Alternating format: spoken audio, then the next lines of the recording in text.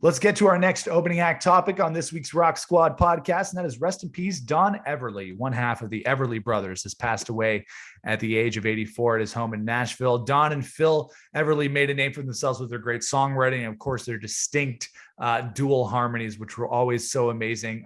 Phil Everly passed away in 2014, and now Don has joined him in rock and roll heaven. And Dave, when I saw this news, I was really disappointed. Not disappointed. I was really sad to hear this news because the Everly brothers. I feel like everybody's grown up with a little bit of Everly's. You might not be familiar with everything they've done, but guaranteed you probably heard some of their songs growing up. And when it comes to harmonies, it doesn't get any better than the Everlys, and they influenced so many different groups, like the Beatles, like John Lennon and Paul McCartney, kind of modeled themselves off of Phil and Don. They were trying to echo what those guys did with those two-part harmonies. And the songs were fantastic too. When you think about the hits like Bye Bye Love, Wake Up Little Susie, Kathy's Clown, a million great songs.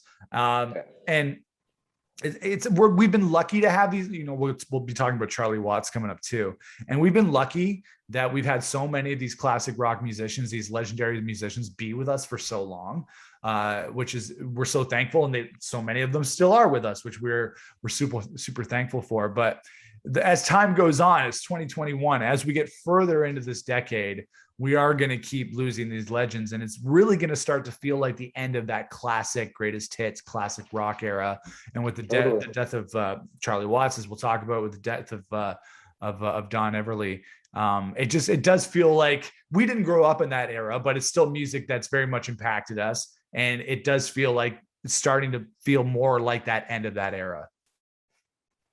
Oh, absolutely. I feel like it really triggered or set off when Levon Helm died. Mm-hmm. And, and like that kind of was like the end, like that closed the chapter of that.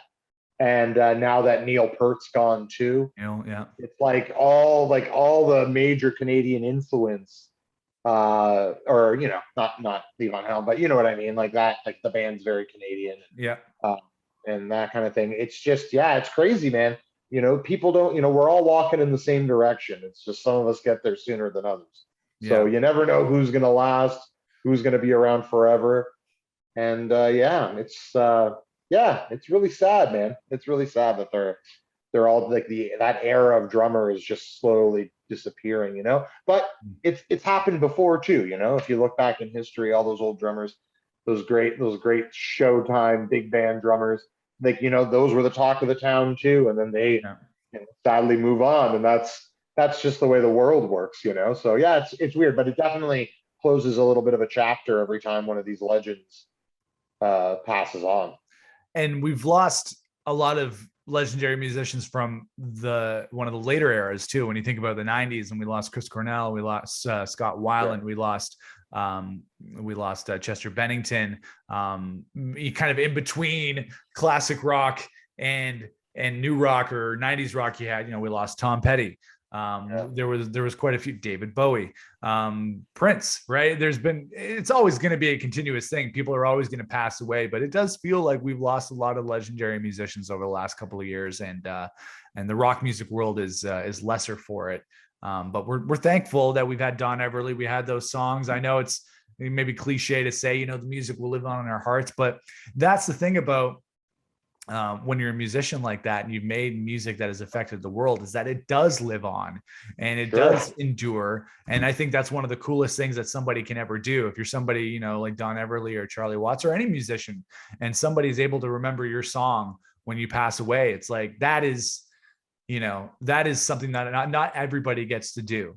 Right. So if when we all go, somebody can go to us and be like, hey, these guys made some music. You can listen to them, and hopefully that continues on. Yeah. Well, who would have thought that your late 40s, early 50s was going to be the more tragic than your early 20s as a grunge musician? Yeah. You know what I mean? Like, because at least when everyone was dying in the 90s, it was like one thing here, one thing there, and it was like, but now all of a sudden it's like, within 5 years they're just dropping like flies. Every band we love needs a new drummer. So it sucks, man. It's can't stop it. That's how it goes. It's the circle of life, as they say.